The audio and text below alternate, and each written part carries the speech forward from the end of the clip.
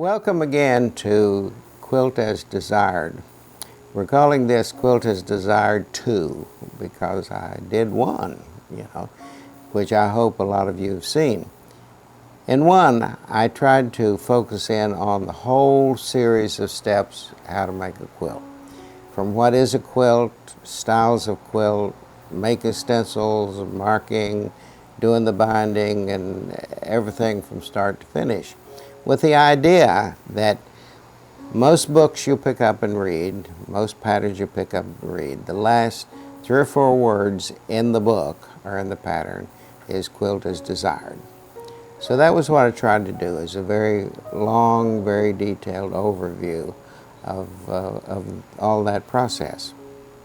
What I would like to do in Quilt As Desired 2, however, is to focus in on some of those things that I mentioned before, but which I've learned since by watching the internet, reading Facebook, and talking to people, be able to focus in on very specific things about the quilt making process that gives any quilter some difficulty. Bindings. Bindings are good, bad, indifferent. I tolerate it because I have to do it. There's a lot of attitude about that. But we can have good bindings because binding is like a picture frame. We certainly wouldn't go and buy a crooked picture frame, so then why can't we have good bindings, and why can't they be straight and perfect? Technology has changed, and I'm going to be talking about that. The introduction of the computer, that you can now hook up to a long arm machine or even in your home machine and press a button and walk away and do the laundry while it quilts for you. So technology has invented. We have all kinds of new tools now that we didn't have back in the early 70s, late 1960s when we all started.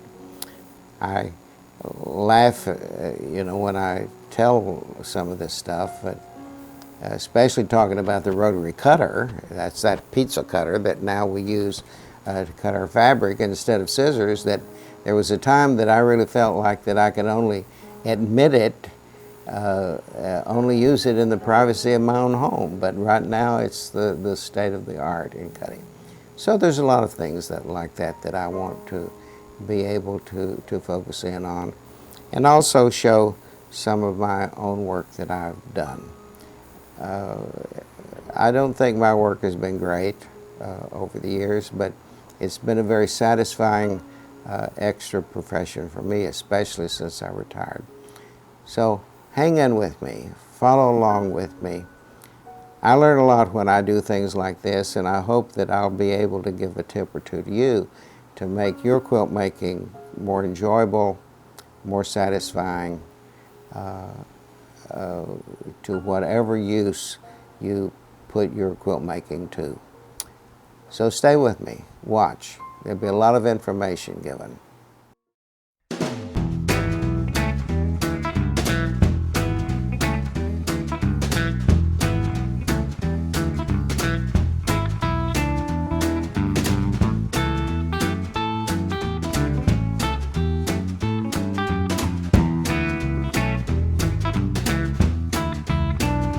I really don't know any way to start talking about quilt making without talking about one of the most important things that quilt makers need, and that's their sewing machine. Certainly sewing machines have come a long way since this little job was done, but it still works. Now we've got them that are hooked up to the internet. They can do all sorts of things. You can press a button and it'll give you a design. But the interesting thing about sewing machines, they all still operate exactly the way they did. There's a thread comes down and hooks under another thread, and it makes you a stitch. So that's important. They cost a lot of money now, as well as that. In fact, I saw a sewing machine recently that cost more than the first car or house I ever bought. But they do special things now. But the one important thing that absolutely must be done to every sewing machine to keep it running good, and that's to keep it maintained. And the maintenance that you can do at home is what we're going to talk about in the next few minutes of this segment. I have with me today Cathy Racine, owner of the Charlton Sewing Center, who has been in the business of repairing sewing machines now for 38 or 40 years. And she keeps saying, you know, keep the lint out, keep a good needle, sharp needle on, clean that baby out, bring it in occasionally for adjustment. But the important thing is to take care of it just like you would any other appliance in the house. So stay tuned. I learned a lot in the next few times, and I know you will too. We all know that the instruction manual says, and common sense says, that we should take it in for servicing periodically, usually once a year. But yet there's a lot that we can do in the meantime to keep it purring along so that we can make those perfect stitches. I had an experience recently in which I sat down with Cathy with my own machine and said, let me work along with you. And as she worked, and I was absolutely amazed at what I learned, even though I'd read the book and so forth. So I thought it would be useful for us to just have a good work session with Cathy and go over those things that we need to know to keep the purr in our machine. So Cathy, tell us about it. Just about every machine that your quilting people have are going to be what's called front loading or top loading, where the bobbin goes in from the top. A really important rule about sewing machine and what you can do with your sewing machine, if the screw is shiny and pretty, go ahead, take it out. That's just a really good rule, because on this Bernina, we're going to be taking off a shiny screw here that's designed for you to be able to take off. Well, so we're going to start with this Bernina. It's front loading. It's a Bernina, but if somebody has that wonderful old Ultra Stitch Kenmore or an old Bradford, any of those front loading machines where you open a door and there's your bobbin case, the rule is the same. Okay? So we've already got your door off. This is your bobbin case. I don't want it in there while I'm cleaning. This is called the gate. All your front loading machines have a gate. Some of them have what I call windshield wipers. There'll be two tabs. They open up. The gate opens, and then this comes out. Whenever I handle this, I handle it like it's a puzzle piece, so that I know when I go to put it back in, I can't put it in wrong. Okay? And nobody can put it in wrong. So I take that out. I always take the needle out. I'm not going to put this needle back in. If your needle isn't good, when you go to start, this machine could be immaculate. If that needle's not good, you're not going to have a good sewing experience. So I'm going to use this as a cleaning tool. Okay. So we're going to save that. I'm going to take the foot off. Yes. This is the presser foot. Not the thing on the floor that's the foot control. This is the presser foot. That's a real common mistake. So we're going to take the presser foot off. On some machines, there'll be shiny screws here that we would be taking out. On this particular Bernina, I'm going to push the corner, and there's my plate. Okay. Okay. A lot of people use Q-tips to clean their machines. The reason why I don't like Q-tips or cotton swabs is I've got sharp, pointy things in there, and it grabs the cotton fibers. So I brought with me a paintbrush. Okay, and I Just an ordinary paintbrush? Just an ordinary paintbrush. If your machine is really dirty, I would recommend one a little stiffer than this. But I like this because I can reach in, pull out, and take the lint off. And this machine will really be able to see that. So, and I'm brushing hard. Put your hand out, Holice. See how hard I'm pushing? I see, All right? yes. And I'm not going to hurt anything doing that. If I do it like this, I'm not taking the dirt off. So I'm really digging in there. I'm always inspecting stuff. If this machine had been like at an open window all the time, at this point I might have spotted some rust. The quilter is not going to take care of the rust. If you spot rust when you open the machine, it's got to go to the technician. But this one's shiny clean. Now, the next thing that you do, and it helps when you tip it back, this hook, and I'll put it back in, is always oscillating back and forth, back and forth. And it's sitting on a little bit of a ledge. And I noticed something when I took this out. Here's my tool. I'm going to take my needle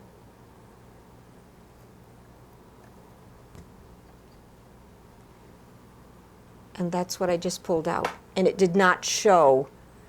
Just from looking, you don't see that. But because what I was looking at wasn't nice shiny metal, I knew there had to be something else there. This hook has been sitting on that dirt.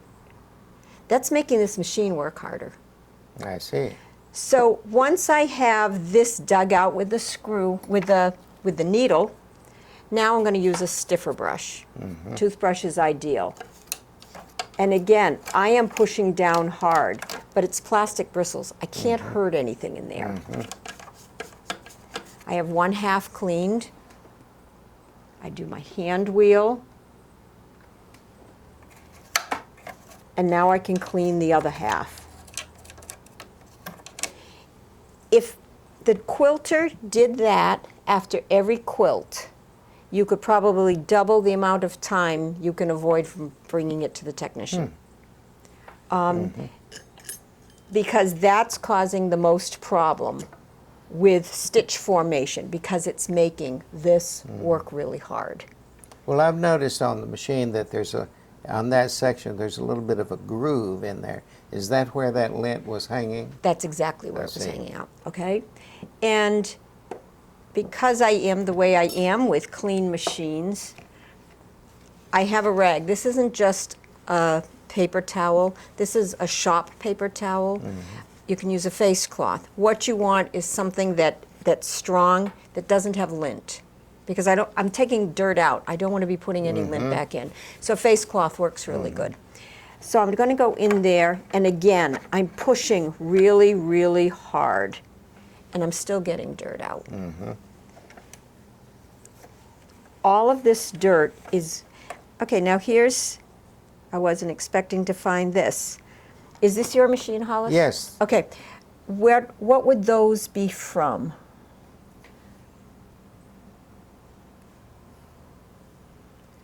Well, I probably cut little nips of something off. And do you cut while you're working close to here? I didn't think I did. Okay. I wasn't expecting that to come out, okay? So, and that's a good thing to get out of there, because most of the machines that load like that have a gear back here or a belt, and I don't want that getting in there. So the other thing that I would normally do is have a vacuum cleaner, just a small handheld one, and suck the dirt out. A question that I get real often is, can I use canned air? If you use canned air, two things are happening. First off, you're pushing the dirt in deeper, probably to the gears that are back here. And if it's a muggy day like today is, the canned air will make any metal in here very, very cold, and you're going to have condensation, and condensation equals rust. And I also don't want, because that's what you get when you blow into your machine. All right? While we're looking in this area, we have a row of lint that's building up on the needle bar. I'm always cleaning. This machine will have lint there. All machines get lint right there. I've noticed that. Okay? Yes. And I don't know if it's the thread or the fabric or the batting, but you are using so much cotton, and every time that needle pierces through the cotton, you're pecking away at little fibers. They become airborne. The reason why they're sticking there is there's also a fine film of oil. So it's just a trap for that lint. So clean it off. Okay? So now I've got everything pretty darn clean. I'm going to wrap this cloth around fingernail here, see if there's any more dirt. A little bit more. That amazing. Both sides. All right, now I'm doing good. That's in nice condition now. The next thing I'm going to do is oil. Okay. This is a very readily available oiler. The thing you don't want, I call it the Tin Woodman way of oiling. Remember when they did the Tin Woodman? It was a... Yeah. And that's plenty of oil. That's plenty of oil. Because if I put tons of oil in, and it drips down and it keeps dripping, every time you take a stitch, you're going to be pulling oil up. So the oil bottles that people cut the top off and make Yeah. this huge hole, you can't put a small drop of oil. So if you can find something like this, or if you've got the regular bottle, use a hot needle and put a hole in. So what I'm going to do, we've got a circle. I'm going to put the drop at the top of the circle, and it's going to come down.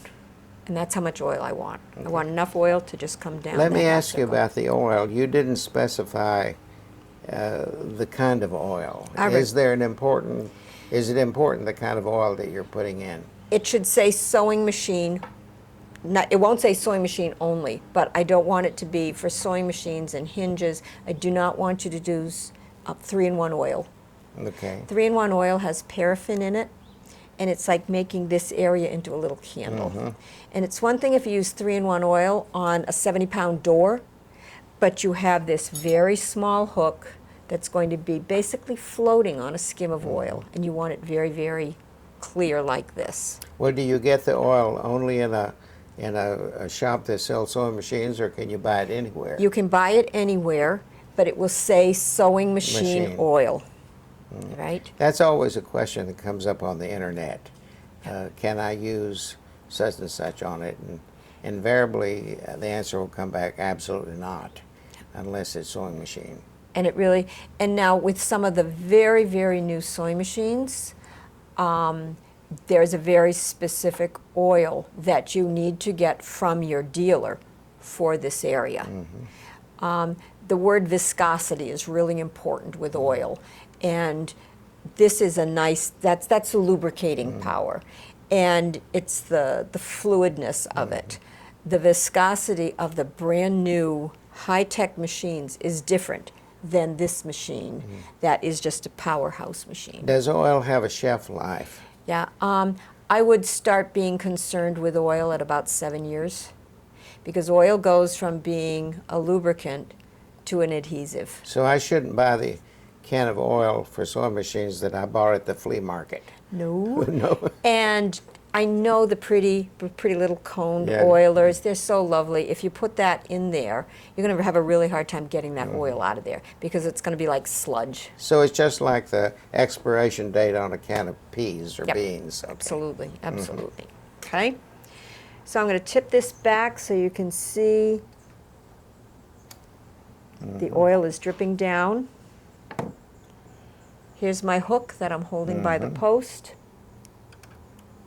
I put it in. The oil is holding it in. I am hardly touching that.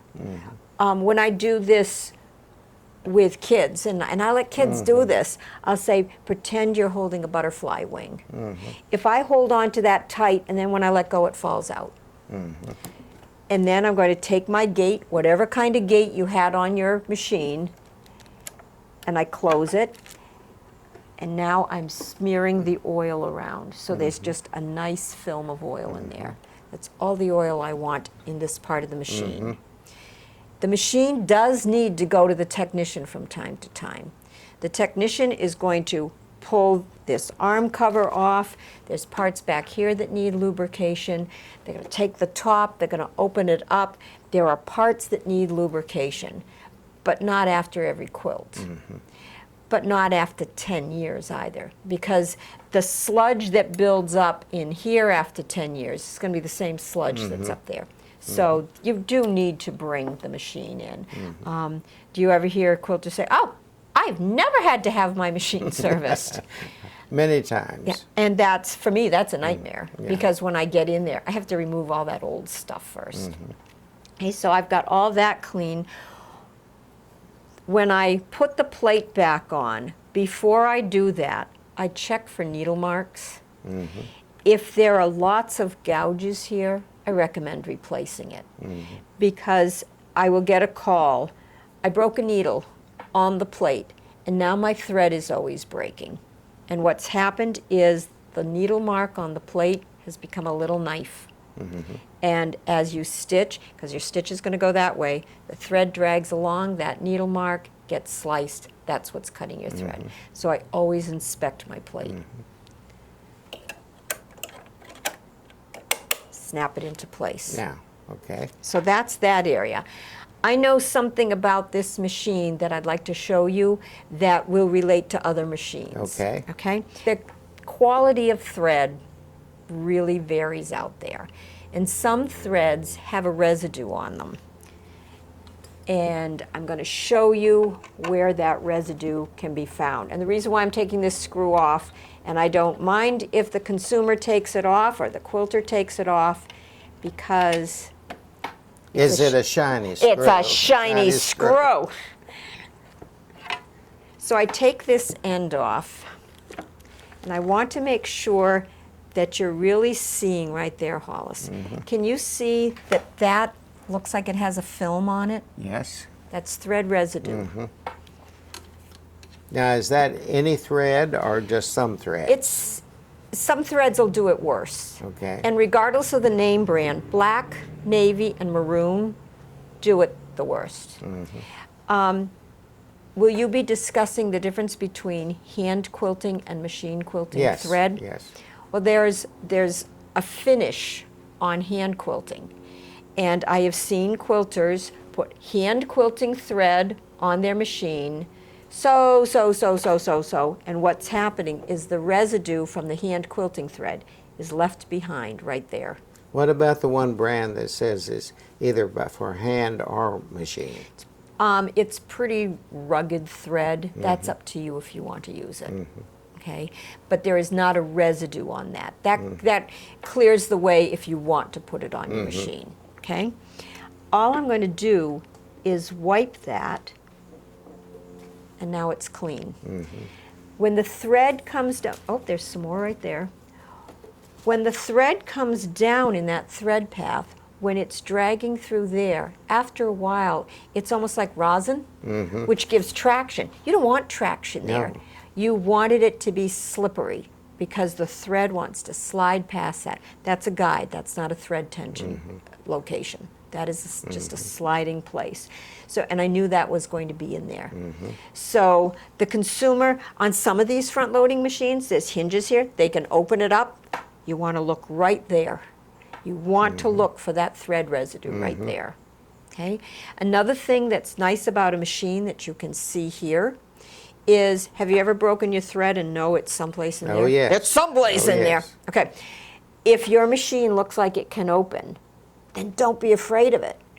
There's a screw there, and we're going to take the screw off of this machine too, and you can find where the thread is. I use surgical tools for that because I can hold on to the thread. When the thread broke, how was the machine going? Was it running, was the hand wheel going this way or this way? I can't remember. Probably forward. Absolutely. So, and if you didn't stop right away, it was wrapping up. So once you get a tail, go backwards and you just unwrap it. And you unwrap it carefully, because if you break that tail, you're out of luck. You need a tail to hold on to, but go backwards. So that will take care of that one. So that's pretty well what I would do to clean this machine. Always, always, always, I change the needle. I would never put that needle back in. I don't care if you only did 3 pot holders. Don't put that needle back in, okay? Because a needle dulls out while you're sewing. So we put a needle in, flat to the back. Almost all the machines that are out there now are flat to the back, and I'm talking about that part of the shank. Put it in. Now this is another place that I get a phone call. I knew I needed to change my needle. I changed my needle and now it's hitting something. What happens is the needle isn't all the way in, but it looks okay. So yes, you changed your needle, but let's see if I can do this so you can really see how much room there is that it turns. Gotta do that. that much, I was able to push it up that much I more. see. Mm-hmm. So what I always do when I change the needle, and I've been changing needles for 38 years, I loosen my thumb screw on the needle bar, I give it a shimmy, and then I tighten it. Mm-hmm. Because if I don't loosen it enough, I can't get it all the way up. Get it out. Okay, so that's what I would do. I'm always looking things over. This is a nice clean foot. If this had any kind of residue from fusible stabilizers, that would cause a problem. Touch and clean and wipe down everything you take off your machine, and you are just eliminating potential problems. Okay, the last time when I worked with you that day, you picked up this bobbin case. Tell me about that again, because you had detected something underneath this where there's a spring. Okay. You remember that? Yeah. Okay. When you thread the machine, if there was a little bit of lint on this thread, when I bring it around, that lint can stick under there. What this is a spring on top of a piece of metal. But if I put, we're going to pretend this is lint. Do you see I'm holding the spring up and out of the way? So I'm going to have bad thread tension. You don't have to go to the technician for that. What I would probably do, I don't want to stick a pin under there, and I see every once in a while, oh, just dig a pin in there and you'll be able to get it out. I don't want to scratch that surface. This has to be as shiny and clean as that area is, because you just want your thread gliding out. But I can stick my fingernail under there and maybe drag a thicker thread under there so it will grab the lint and bring it out. But if you see little fibers right there, you know there's more in there. And that's going to affect the lint. Before I put my bobbin case in, I inspect it. I clean it. That looked shiny clean. I see a little bit there. Absolutely. And that's just going to keep building up. So you might as well get it out while you have it in your hand. But never Q-tip. Never Q-tip. Okay? Do you use anything like alcohol to I don't use clean? alcohol because it takes too much away from the machine. What I have in here is a combination of Windex and ammonia. And the only reason why I put Windex in there is so that the bottle isn't clear. I don't want this to look like water. I have found that, and I spray it onto here, just mist it. This is damp. If I have something I need to get off, then I would use that and dry it off. But that doesn't hurt the plastic. Alcohol, a lot of machines have a lot of plastic around here. And that's okay. That's not the important part of the machine. It's the insides of the machine that's important. But if I use alcohol, I stand to dissolve some of the plastic, and it's just too caustic to use alcohol. Do you want a little bit of historical trivia? Well, of course. If you were a Sears sewing machine dealer back in the 50s, you would have the most amazing collection of used machines. So someone would come in and say, I don't want to buy a new machine. I don't really want a new machine. I want a used machine. Well, come on over here. And they would be pristine. Plug it in so that cha-cha-chunk, cha-cha-chunk, cha-cha-chunk, because they were washed with kerosene. Took every drop of lubrication out of it, and that's why it did the cha-cha-chunk, cha-cha-chunk, cha-cha-chunk. Looked beautiful. Sounded awful. Well, you know, it's a used machine. I'm sure the stitch is good. You go over to a machine, a new machine, quiet. The only difference was lubrication. If you were a Singer dealer back in the 50s, remember those beautiful old black cast iron heads? Oh, yes. Do you know what your requirement was as a Singer dealer? Crack it right there with a sledgehammer, because that was the only way they could get them out of circulation, because they just never died. So that's what happened in the back room of a sewing machine shop. Now, beyond that, you stay away from it. I really do. Even at this point, there's a little board right there. I don't want to get involved with boards. I don't want to get close to boards. You don't want me to get involved. I do not want you to. Yeah. There's boards, if your machine has buttons, there's boards here, there's boards behind here. If your machine had a bobbin monitor, there's a board there. You don't want to get involved with that. But where your bobbin case is, where your throat plate is, and this area, that's yours.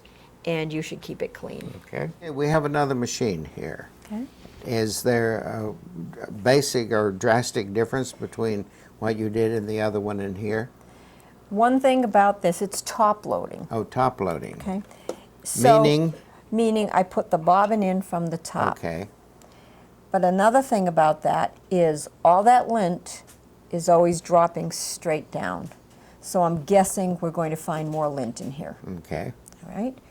So most of your machines come with these wonderful little screwdrivers if they are top loading like that.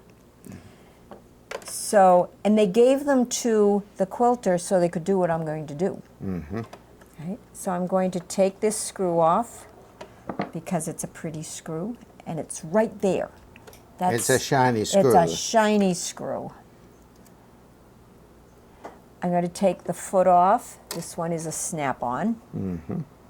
Might as well inspect it. Looks nice and clean. It's starting to wear. You see those 3 lines? Yes. When you quilt, what do you do at the end of a seam? Do you pull it out? Yes. Okay. And that's fine. But just be aware that when you're sewing and you don't have fabric, that's what's causing that. Okay? If that goes all the way down, it'll be like a brass color when all this chrome is gone. You're not going to get as good traction. So you probably would want to get a new foot. I'm going to take the needle out. I don't want that in my way. And maybe if I take the plate off, this comes out.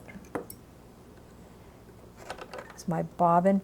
None of this is put in with careful adjustments. All of this is just going to sit back in. And it's designed to be taken out by the quilter. Because, can you see the arrow right there on that bobbin case? Yes, I can. There's an arrow there also. They line up. It was designed to be taken out by you. Okay? This is what I was expecting to find. First off, this is a feed dog. Yes. That's what's pulling the fabric through.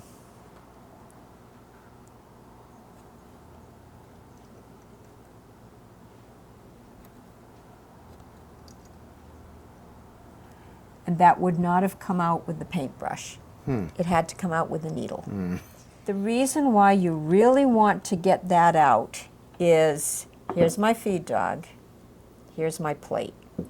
If I fill up, we'll call this lint, if I fill my feed dog up with lint, I can't get up as high as I'm moving. The more lint you get there, the less traction you're going to get because that feed dog can't come up. Can you move the hand wheel towards me? So it comes up, goes away, goes back down, comes up and away. But if I have tons of lint there, it can't come up. That's right, it won't do it. Now the next thing. It cushions it. Exactly. All right, now first I'm going to scoop around here with my paintbrush. Good heavens, it's a wonder it sewed it all. Okay. And all your top loading machines are going to be sort of like that. Now, we're going to point something out. Modern machines, now a lot of them, not all of them, but a lot of them come with this that looks like lint in the middle.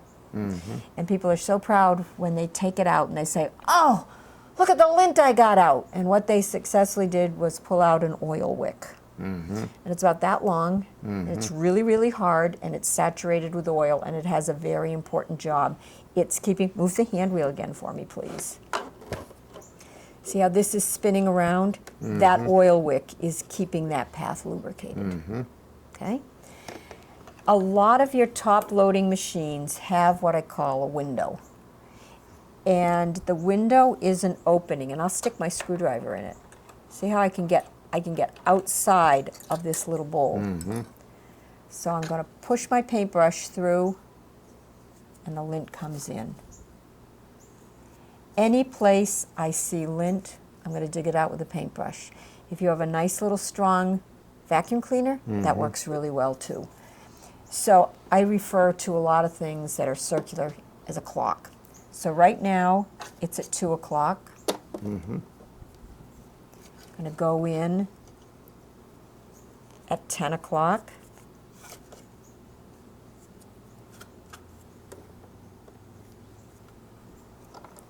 Seven o'clock.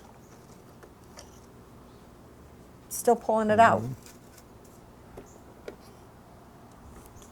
5 o'clock.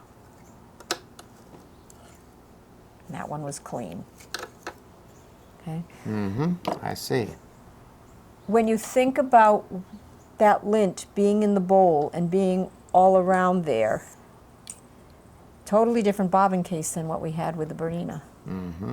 This is sitting on top of all that lint that was there. And as it fills, it's up and up and up and up and up. To the point that sometimes the thread gets caught underneath or gets caught on the top. But we have something else going on with this bobbin case. All of that lint. I want that lint off of there. Toothbrush works really good because I'm brushing hard, but it's not hurting it. I'm going to brush where the bobbin actually sits in. It's not enough just to do the side that you always see. You want to do the underside. Look at that.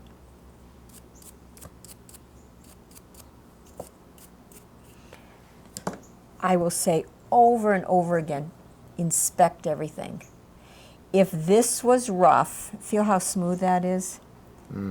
A needle mark would grab your thread. So this is how it happens. I broke my needle.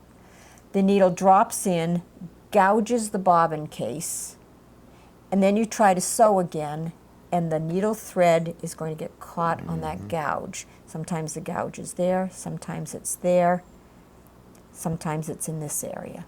So I'm always inspecting it, because why put a bobbin case back in there if you already know it's damaged? That's right. Okay. I do recommend going to, if you bought your machine from a dealer, get your bobbin case from the dealer, because there's hundreds of different kinds of bobbin cases, and you want to make sure you put the right one in. Easy to put it in. I've got a little spring here, and I've got that arrow there. Yes, I see. I put it in. I matched up with the arrow. My spring is doing its job. I've got it clean. Now this machine has a seam here. We won't go into taking off the bottom, but if you see a seam and you flip it over and there's 2 shiny screws there, take them out and clean the bottom too. Doesn't affect the sewing as much as, why don't you give the sewing machine a break and clean as much as you can. I am going to take this off. The screwdrivers that, if you're going to be working on your machine, you want to take a look at what most of your screws are. They're either going to be a Torx, that Bernina that we did used a Torx, or straight, or Phillips. Those are really the only 3 that sewing machines are using.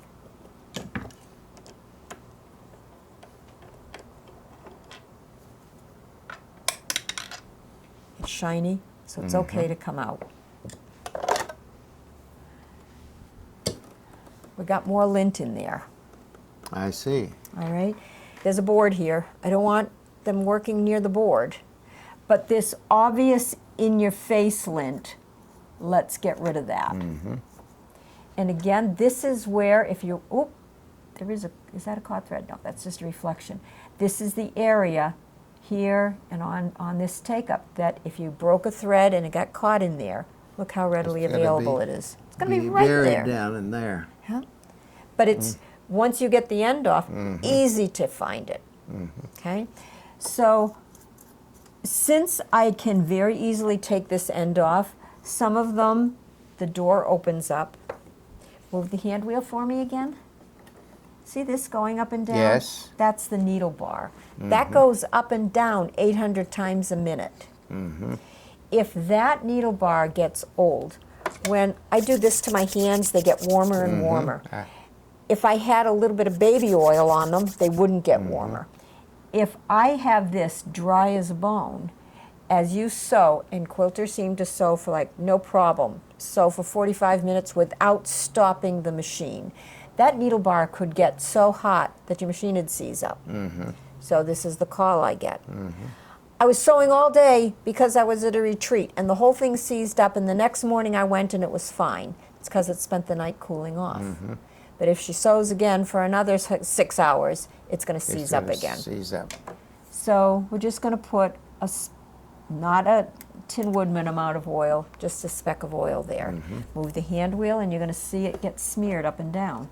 That's all you need. It'll keep it running so much better. Okay. So that's what I would do with this machine. From this angle, I see a little bit more lint.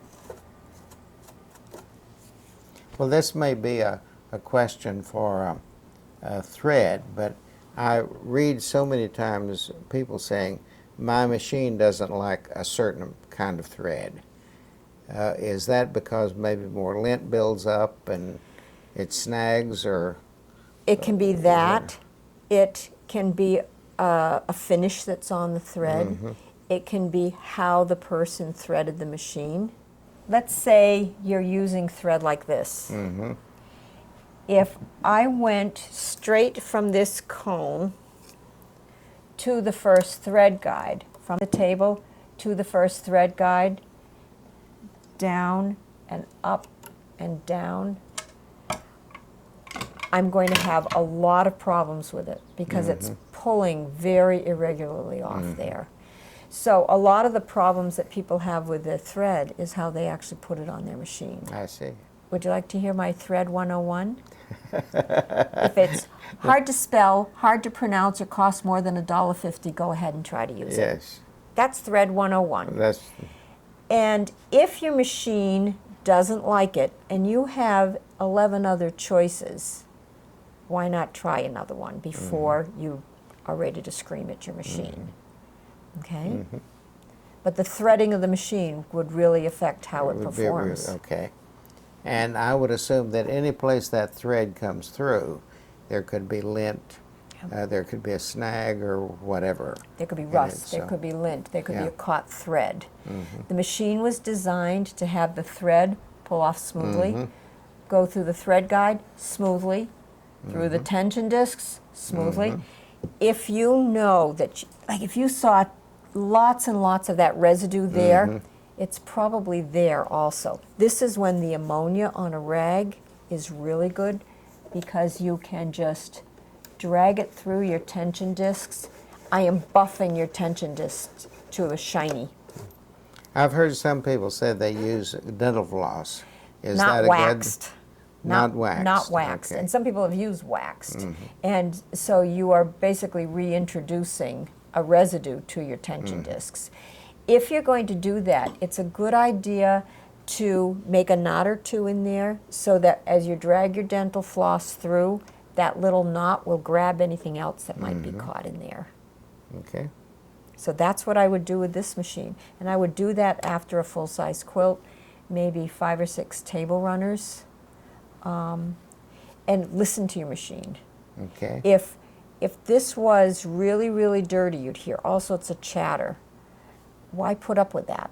Stop, take off the plate, take out the bobbin case, put in the drop of oil that we put into the Bernina, clean this out. If it's chattering, it's because there's something wrong. I see. Okay, we have one more machine, probably the most coveted machine ever. Isn't that beautiful? I love it. All right. The featherweight is, like you said, the most coveted machine. And there's 2 basic reasons why it shows up at yard sales as a broken machine. There's 2 reasons. The first one is when they put the needle in, the flat goes to the left.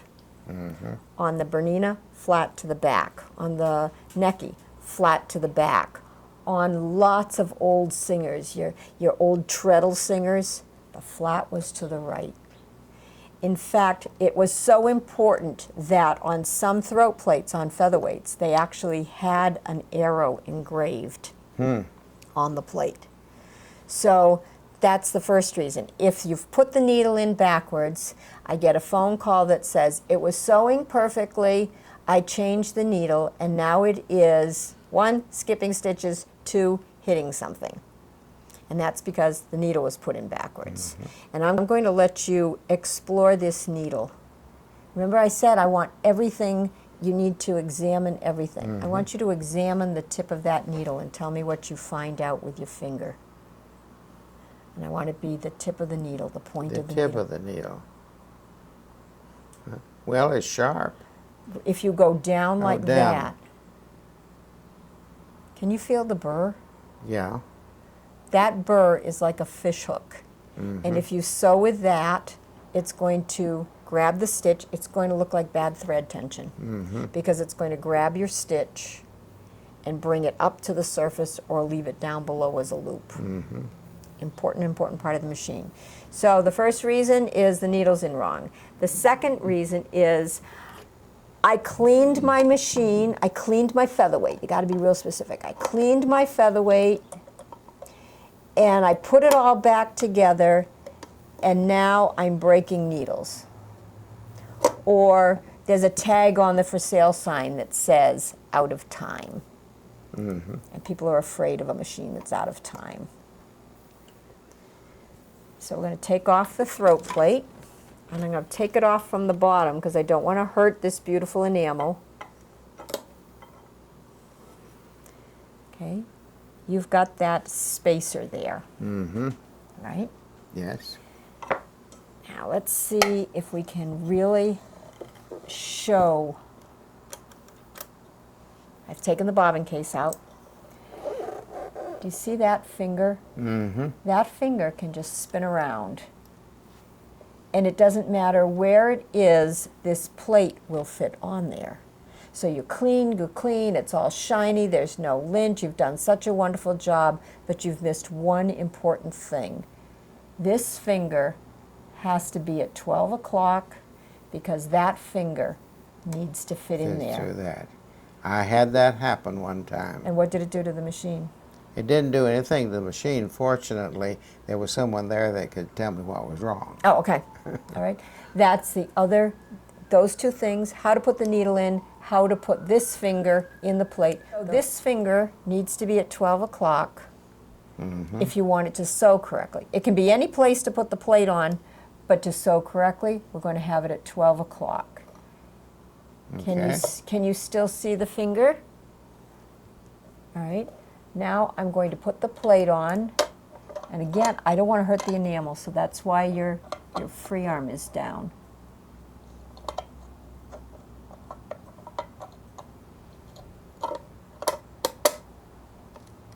There. And is the There finger it in there? is. It's in place now. Okay. Then you're golden. That is the biggest problem of these machines, is that finger. So your wonderful featherweight is virtually impossible to break, but because of those two things, it's really easy to make it not so nicely. And then you would clean it just like you would any others. The biggest enemy of a featherweight is water. Is it? Yeah, you know if a machine has been in contact with water because this beautiful black enamel gets crumbly, and then it starts to peel off, and then there's like a white powder that was probably the adhesive for the enamel. And there are people out there doing a wonderful job restoring these. You can get them painted in purple or yellow. Yes, I've seen them. And they still sew beautifully.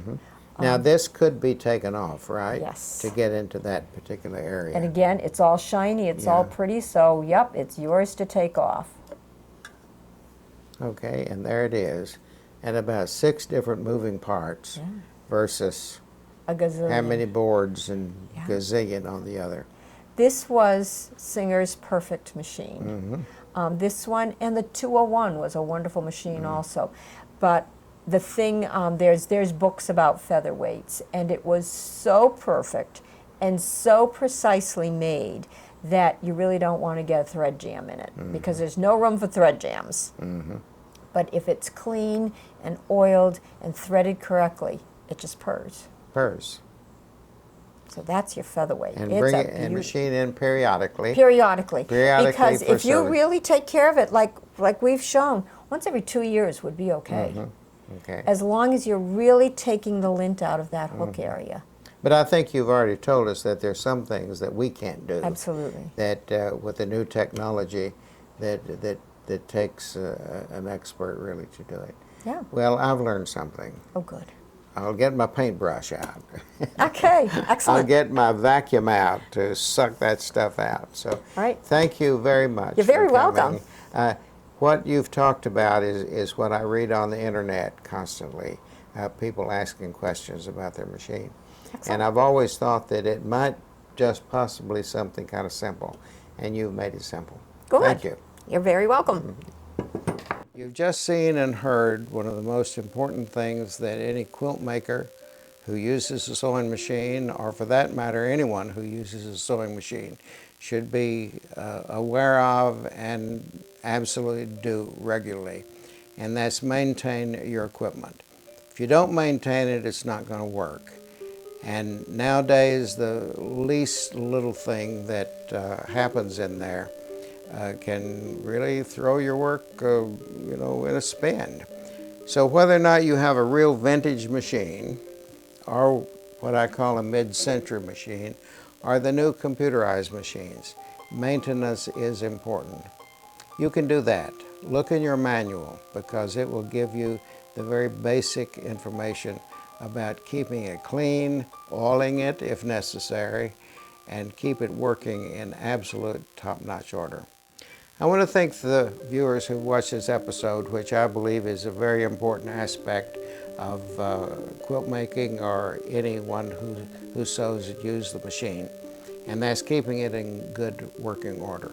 I especially want to thank my friend Cathy Racine. Been in this business a long time, knows everything you need to know about sewing machines, and is really fervent about that which we've been talking about, and keep your equipment in good working order. Stay tuned, or come back and see us in the next episode. Have a lot of information to share with you. Goodbye for now.